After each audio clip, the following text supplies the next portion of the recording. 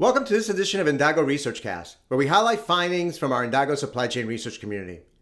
At its January 20th shareholder meeting, almost 70% of Costco shareholders voted yes on a proposal that calls on the company to set science-based greenhouse gas emissions reduction targets to achieve net zero emissions by 2050. When the proposal was first introduced, Costco's board of directors opposed it. In a December 2021 statement, the company cited several reasons why it wanted shareholders to vote no on the proposal, including the difficulty of measuring and controlling Scope 3 emissions. Here's an excerpt of the company's statement. Quote, "The overwhelming bulk of our emissions are Scope 3, those of suppliers with whom we do business. While we seek and will continue to seek to influence our suppliers to reduce their emissions, we cannot directly control their actions. The nature of our business also creates some particular challenges here. Our limited stock keeping unit selection has been a key to our success. That rotation of items often means, particularly in the area of non-foods, that we do not deal with the same suppliers year in and year out." End quote. In some ways, this shareholder proposal is similar to legislation that was being prepared in Europe last year.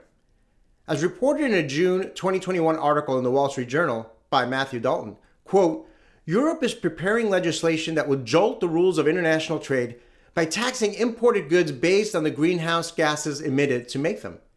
The EU proposal will require European importers to buy certificates that will cover the carbon content of their imports in certain sectors. The proposal will establish a new agency to enforce the rules and certify private companies that importers would need to hire to calculate the carbon content of goods produced overseas. The rules could come into effect during a transitional period starting as early as 2023 and be fully enforced in 2025. End quote. Last June, we asked members of our Indago supply chain research community, who are all supply chain logistics executives from manufacturing, retail, and distribution companies, if your company were subjected to a law similar to the one being proposed in Europe, how difficult would it be to comply? That is, to accurately calculate the carbon emissions of your imported goods. As this chart shows, a majority of the respondents, 55%, believe that accurately calculating the carbon emissions of their imported goods would be very or extremely difficult. A quarter, 25%, said that it would be slightly difficult or not difficult at all.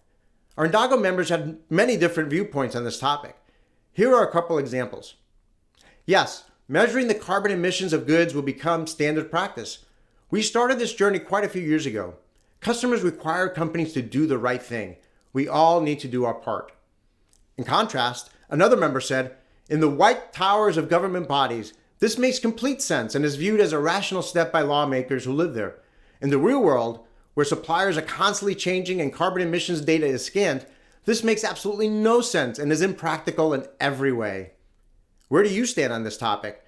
Do you agree with Costco's position, particularly with the difficulty in measuring and controlling Scope 3 emissions?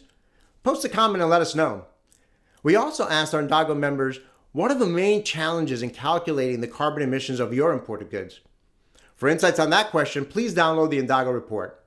And if you're a supply chain or logistics professional from a manufacturing, retail, or distribution company, we invite you to join our Indago research community. It's free, confidential, the time commitment is less than 4 minutes per week, and the best part, your participation benefits a variety of charities. To learn more and apply, please visit joinindago.com. Thank you for watching this Indago ResearchCast.